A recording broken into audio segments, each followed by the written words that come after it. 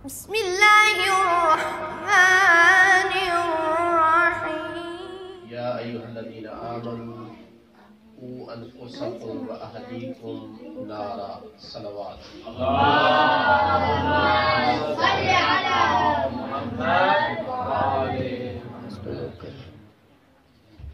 कुरान मजीद की जो आयत मैंने आपके सामने पढ़ी है,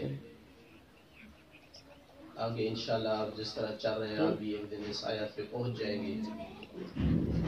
इसमें अल्लाह ताला अपने उन बंदों से खिताब कर रहा है जो ला इलाहा इल्लल्लाह पढ़ते हैं, जो उसको अपना रब मानते हैं, जो उसकी इबादत करते हैं।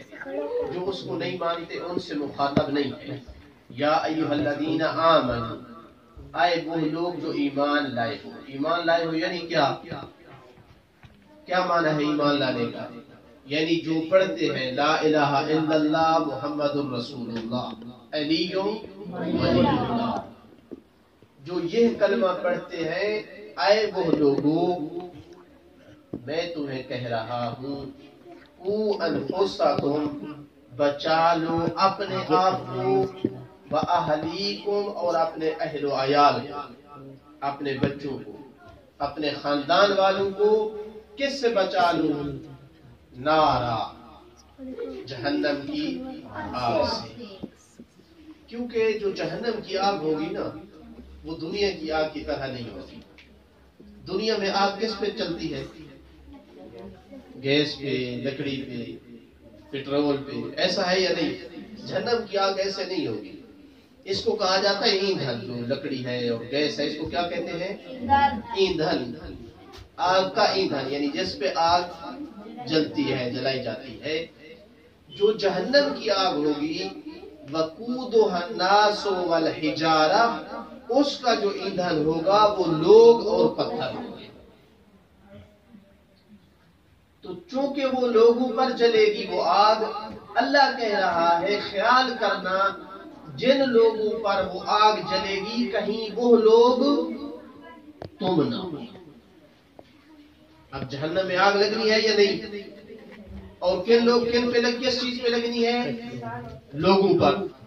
तो अल्लाह कह रहा है कि ए ईमान वालों, कहीं वो लोग तुम न बन जाओ, तुम्हारी औलादें न बन जाए। ख्याल रखना, उस आग से अपने आप को बचा लो।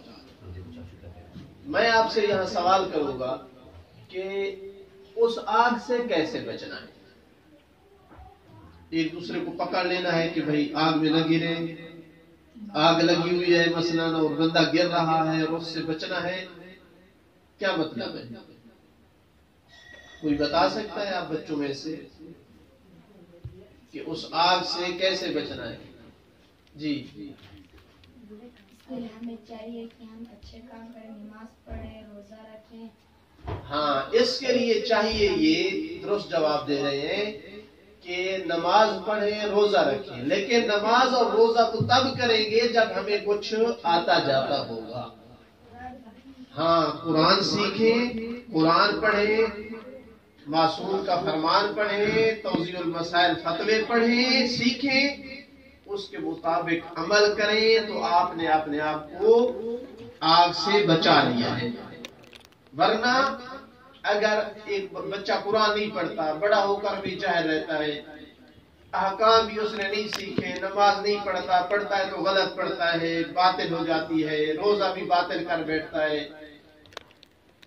तो ऐसा आदमी फिर किन लोगों में से होगा? जिन पे जहन्नम की आग जलेगी।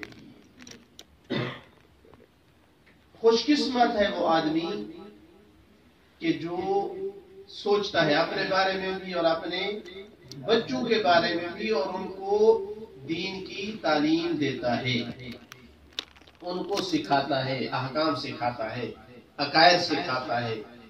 हमेशा इस सोच में रहता है कि मैं और मेरे बच्चे जहन्नम का ईंधन न बने। लेकिन इस आदमी से भी कुछ लोग बड़े हैं जो काबिल दाद है, जो काबिल तारीफ है, जो काबिल सना है, जो काबिल कदर है। वो लोग कौन हैं? आप बता सकते हैं? وہ لوگ ہیں جو صرف اپنے بچوں کے بارے میں نہیں، قوم کے بچوں کے بارے میں سوچتے ہیں کہ صرف ہم نہ اور ہماری اولاد نہ صرف بچ جائے جہنم کا ایندھن بننے سے، بلکہ ہماری قوم اور ہماری ملت بھی جہنم جانے سے بچ جائے۔ یہ لوگ قابل تعریف ہیں یا نہیں؟ ان کی قدر کرنی چاہیے یا نہیں؟ تو آپ کے جو اساتذہ ہیں، جو اس مدرسے کے منتظمین ہیں، ان کی آپ کو قدر کرنی ہوگی۔ آپ ان کی سلبی اولاد کو نہیں ہے نا، قرآن نے تو یہاں تک حکم دیا ہے نا کہ اپنے آپ کو اور اپنے اہل و عیال کو بچا لو۔ وہ کن کو بچا رہے ہیں؟ یہ آپ کے اساتذہ آپ کو بچا رہے ہیں۔ ایسا ہے یا نہیں؟ اس سے بڑا کوئی ہمدرد ہے دنیا میں جو آپ کو جہنم کی آگ سے بچا لے؟ آپ کے والدین نے جنہوں نے آپ کو دنیا میں جنا ہے، وہ زیادہ قابل قدر ہیں یا جو آپ کو مذہب آل محمد کی تعلیم دے کر، قرآن کی تعلیم دے کر آپ کو جہنم کی آگ سے بچا رہے ہیں؟ زیادہ قدر کس کی ضروری ہے؟ والدین کی یا ان اساتذہ کی؟ اختلاف ہو جائے، دونوں کا احترام لازم ہے، لیکن ان میں سے اگر پوچھا جائے کہ زیادہ احترام جو آپ کا روحانی باپ، روحانی باپ سے مطلب جس نے آپ کو مذہب آل محمد کی تربیت دلائی ہے۔ اگرچہ والدین کا احترام اپنی جگہ پہ بہت زیادہ ہے، لیکن اس استاد کی قدر والدین سے بھی زیادہ ہے کہ جس نے آپ کو جہنم کی آگ سے بچایا ہے۔ درود بھیجیے محمد و آل محمد۔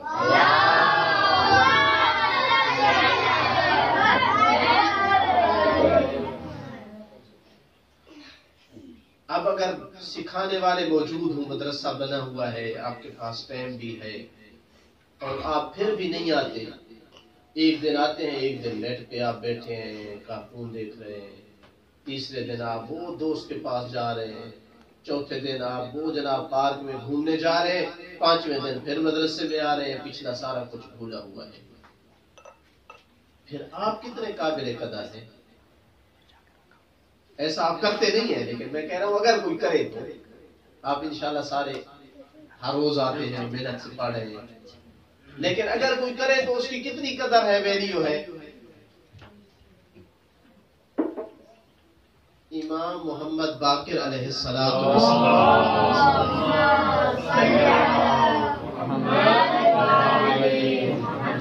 فرماتے ہیں کہ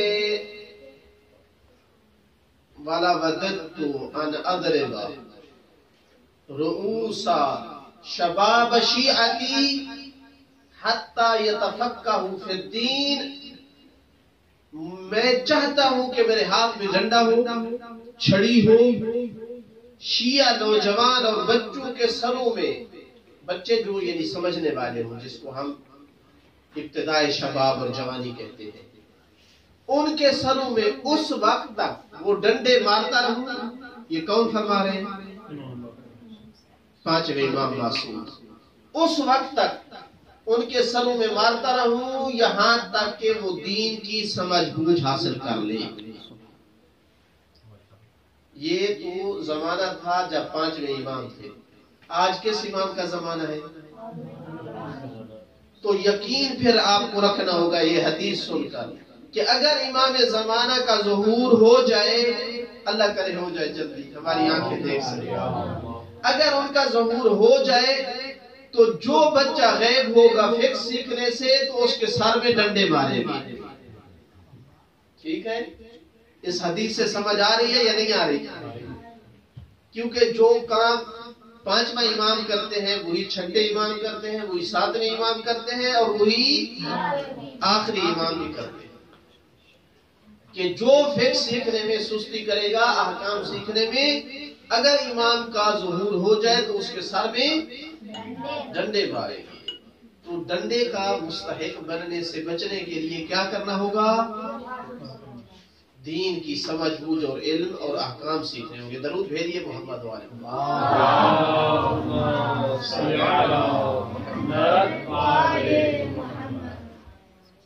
ایک اور لقب دے دوں جو بچہ نہیں سیکھتا احکام، جو غائب ہو جاتا ہے، دلچسپی سے یاد نہیں کرتا. آپ نے سنا ہوا ہے ایک لفظ لوگ بعض لوگ دوسروں کو کہتے ہیں فلاں پینڈو ہے. عام طور پر کس کو کہا جاتا ہے پینڈو؟ جو بالکل دیہات میں رہنے والا اور جس کو کسی چیز کی خبر نہ ہو اور بالکل ثقافت سے دور ہو، کسی چیز کے بارے میں بیچارے کو علم نہ ہو، سیدھا سادہ ہو، اس کو پینڈو کہتے ہیں. ایسا ہے یا نہیں؟ لیکن امام معصوم کیا فرماتے ہیں پینڈو کی تعریف کیا ہے؟ ہم سے اگر کوئی پوچھے مثلا کہ کون پینڈو ہے تو پتہ نہیں ہم کیا کہیں، لیکن امام علیہ السلام فرماتے ہیں من لم یتفقہ فہو اعرابی. اصل پینڈو وہ ہے جو فقہ اور دین کے احکام نہیں سیکھتا ہے. آپ نجف شہر جو دنیا کے عظیم ترین شہروں میں سے ہے، اس کے مرکز میں بھی بیٹھ کر جو بچہ جو جوان نماز کے مسائل نہیں جانتا، روزے کے مسائل اس کو نہیں آتے، وضو غلط کرتا ہے، تو امام کی نگاہ میں یہ شہری ہو کر کے بھی کیا ہے؟ یہ پینڈو ہے. لہذا اگر اس کو کوئی پینڈو کہے تو اس کو غصے میں نہیں آنا چاہیے. درود بھیجیے محمد.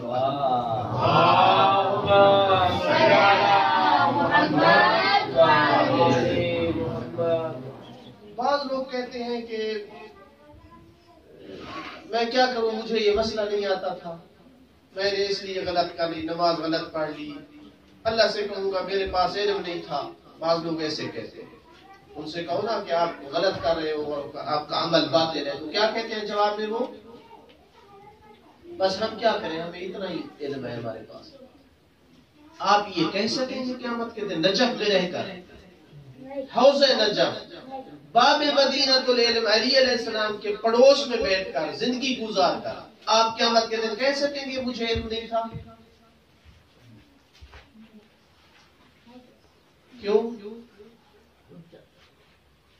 کیوں نہیں کہہ سکیں گے؟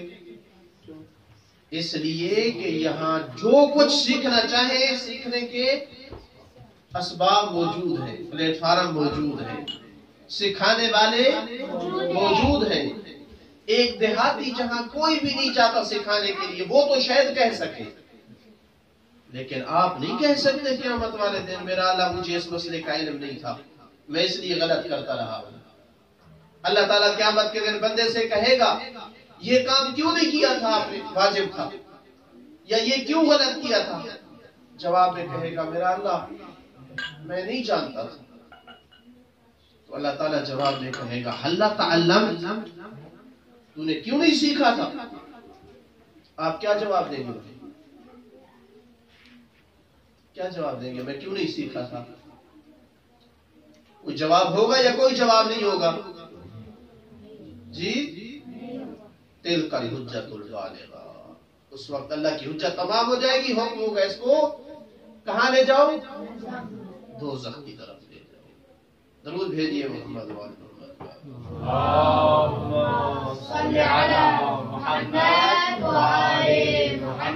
میرے بیٹو، نجف اشرف میں رہنا، حوضے میں رہنا، یہ ہمارے اوپر بہت بڑی ذمہ داری ہے.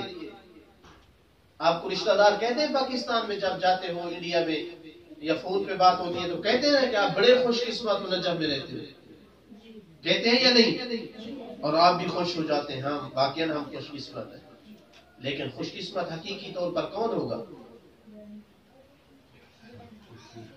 جو علم دین حاصل کرے گا، اس پر عمل کرے گا. ورنہ وہ خوش قسمت ہے جو یورپ میں بیٹھ کر، انگریزوں کے ملک میں بیٹھ کر، انتہائی برے معاشرے میں بیٹھ کر آن لائن کسی ٹیچر سے جو ہے وہ درس پڑھ رہا ہے اور اس احکام بھی سیکھ رہا ہے اور عمل بھی کر رہا ہے. اور ادھر بیٹھ کر جو نہیں سیکھ رہا یہ بدبخت ہے. ایسا ہے یا نہیں ہے؟ تو اس کا مطلب ہے کہ یہ تب خوش قسمت ہیں ہم جب ہم دین کو اہمیت دیں گے، جب ہم احکام پڑھیں گے، جب ہم عقائد پڑھیں گے، جب ہم قرآن پڑھیں گے اور سمجھیں گے. جب آپ واپس جائیں یہاں سے، چاہے آپ دنیاوی ڈگری لے کر کے جائیں، ایف ایس سی لے کر کے جائیں، بی اے کر کے جائیں، ایم اے لیکن آپ کو دین بھی اتنا آتا ہو کہ پتہ چلے بندہ نجف اشرف میں رہ کر آ رہا ہے.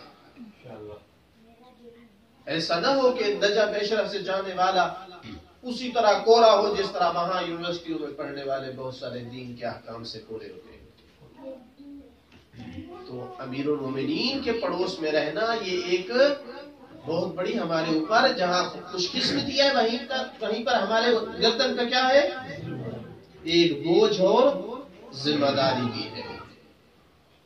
اور یاد رکھنا ایک بات انتہائی مہم کر رہا، جو متوجہ نہیں ہے وہ سلوات پڑھے. درود ہے یہ محمد علیہ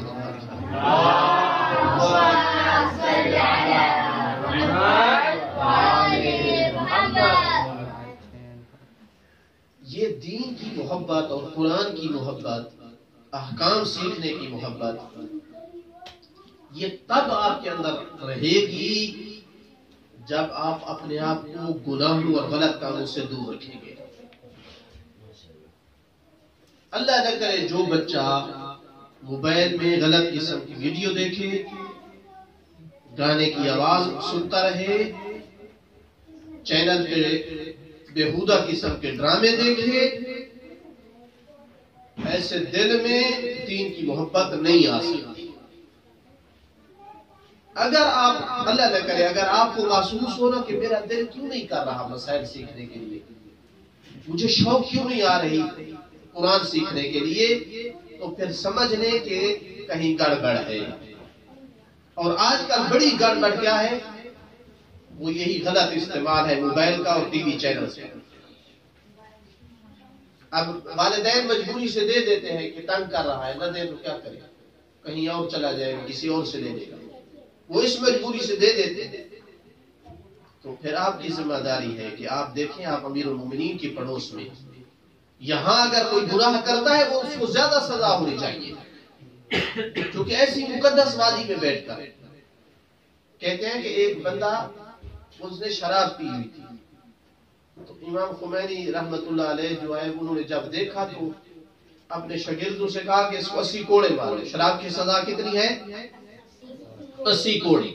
جب 80 کوڑے مار لیے انہوں نے کہا 20 کوڑے اور مارے. انہوں نے کہا شراب کی سزا تو 80 کوڑے ہے دین میں، کہا 20 کوڑے اس لیے کہ اس نے میرے مولا علی کے پڑوس کی حد کے حرمت کی ہے. تو یاد رکھیں یہ انتہائی خطرناک کام ہے کہ آپ نجف میں بیٹھ کر امیر المومنین کے پڑوس میں بیٹھ کر ایک طالب علم کے گھر میں رہ کر مال امام کھا کر آپ غلط قسم کا بےہودہ ڈرامہ دیکھیں، غلط موویز دیکھیں، گانا سنیں. جو اپنے آپ پہ کنٹرول نہیں کر سکتا وہ موبائل ہاتھ میں نہ لے، وہ ٹی وی کے سامنے نہ بیٹھے. عقل مند وہ ہے جو پھر دور ہو جاتا ہے. یا پھر اگر دیکھنا ہے تو کوئی مفید چیز دیکھیں جو آپ کو فائدہ دے، کوئی دنیاوی فائدہ دے، کوئی دین کا فائدہ دے. جو چیز آپ کو غلط اور گناہ کی طرف لا رہی ہے وہ آپ کو مومن سے منافق بنا دے گی. آپ کے دل سے دین کی محبت ختم ہو جائے گی اور آپ اتنے بے دین ہو جائیں گے کہ ایک عام علاقے میں رہنے والا آدمی بھی آپ سے اچھا ہو جائے گا. انشاءاللہ آج کے اس پروگرام میں آپ وعدہ دے کے جا رہے ہیں کہ آپ نے کسی قسم کا غلط ڈرامہ، غلط فلم، غلط موویز، گانا نہ دیکھنا ہے نہ سننا ہے. یہ وعدہ دے رہے ہیں یا نہیں؟ ہاتھ بلند کر کے وعدہ دیں اور سلام بھیجے محمد والے.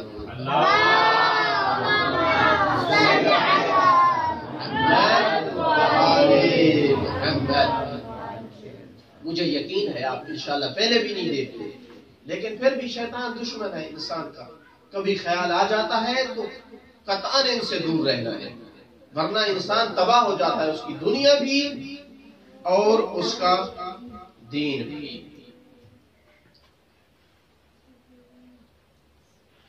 دو تین چیزیں آخر پہ ذکر کر کے آپ کی زحمت تمام کروں. آپ کے پاس جو فارغ وقت ہوتا ہے اس میں آپ نے کیا کرنا ہے؟ اپنی ہوم ورک ٹائم پہ کرنا ہے. چاہے یہ مدرسے کا ہوم ورک ہو، سکول کا ہو، اس کے بعد اگر ٹائم بچ جاتا ہے تو آپ نے مفید چیزوں کا مطالعہ کرنا ہے، گھر میں اچھی اچھی کتابیں رکھیں، اور ہمت ہے تو آپ اس سے بھی ایک بڑا کام کریں۔ وہ کون سا؟ اگر آپ کو استاد میسر ہے تو نحو اور صرف پڑھیں، علم نحو اور علم صرف۔ اگر آپ نے دو کتابیں پڑھ لی نا، علم نحو اور صرف، تو آپ یہ جو آج ترجمہ نہیں پڑھ رہے تھے یاد کر کے، یہ پھر آپ کو یاد کرنے کی ضرورت نہیں ہوگی۔ کیوں ضرورت نہیں ہوگی؟ جی اس لیے کہ آپ خود ترجمہ کر لیں گے۔ آپ نے تو یاد کیا ہوا تھا، ہم نے آپ سے جب سنا ہے، ہم نے تو یاد کر کے نہیں آئے تھے، مجھے تو نہیں پتا تھا آپ نے کون سی آیات یاد کی ہوئی ہے۔ آپ کو تو علم تھا نا کہ آپ نے 60 آیات یاد کی ہوئی، مجھے نہیں پتا تھا کہ آپ نے بقرہ کی یاد کی ہوئی ہے یا مثلا سورہ مزمل کی یاد کی ہوئی ہے 29ویں پارے سے۔ لیکن آپ نے دیکھا ہے نا مجھے ترجمہ آتا تھا یا نہیں آتا تھا؟ مجھے ترجمہ تو یہ کیوں آتا تھا؟ میں نے تو یاد نہیں کیا، اس لیے کہ وہ نحو اور صرف پڑھی ہوئی ہے۔ وہ پڑھی ہوئی ہو تو ترجمہ یاد کرنے کی ضرورت نہیں ہوتی، بندہ خود ترجمہ کر لیتا ہے، قرآن کا بھی اور حدیث کا۔ جس علم کے سیکھنے سے یہ ترجمہ کر لیتا ہے اس علم کو کیا کہتے ہیں؟ علم نحو اور صرف۔ اگر ٹائم ملے اور استاد کہیں مل رہا ہو یا والد آپ کا آپ کو ٹائم دے تو یہ دونوں علم انتہائی مہم ہے۔ ٹھیک ہے، درود بھیجیے محمد والے۔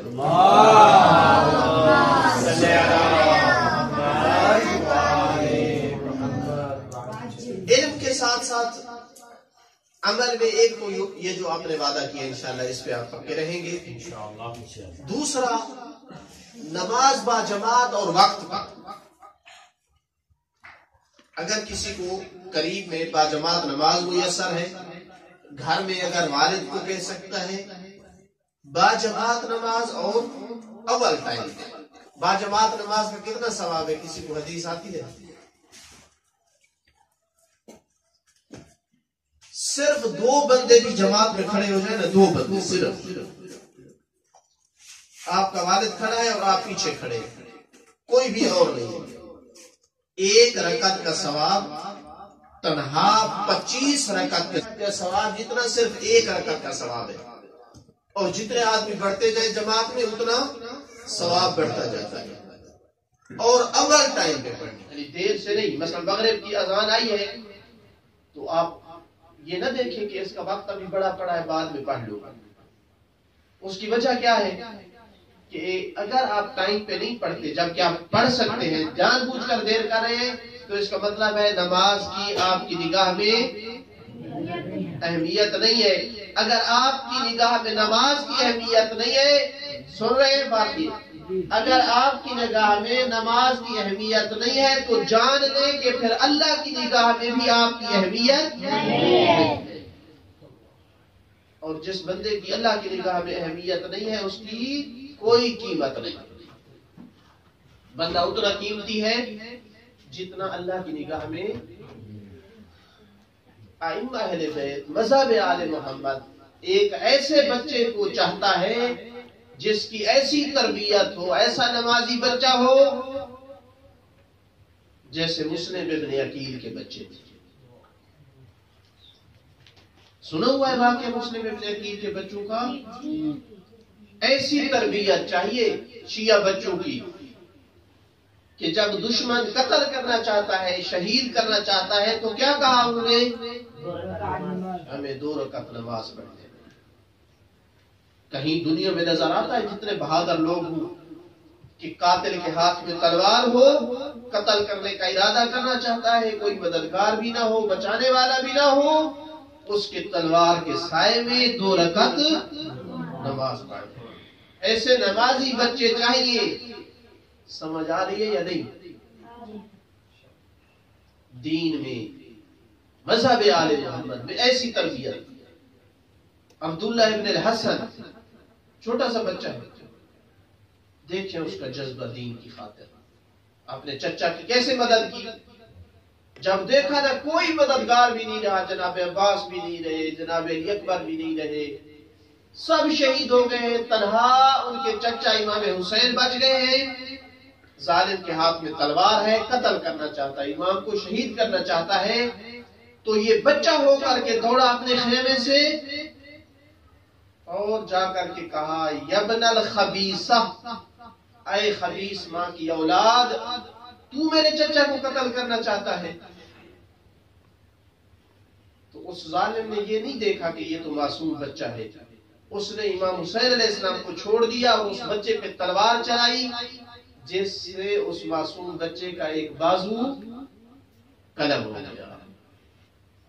تو اس طرح سے اس نے اپنے چچا کی نصرت کی ہے، اپنی زندگی دے دی ہے دین کی نصرت میں، اللہ کی خوشنودی کی خاطر، اپنے چچا کی مدد میں۔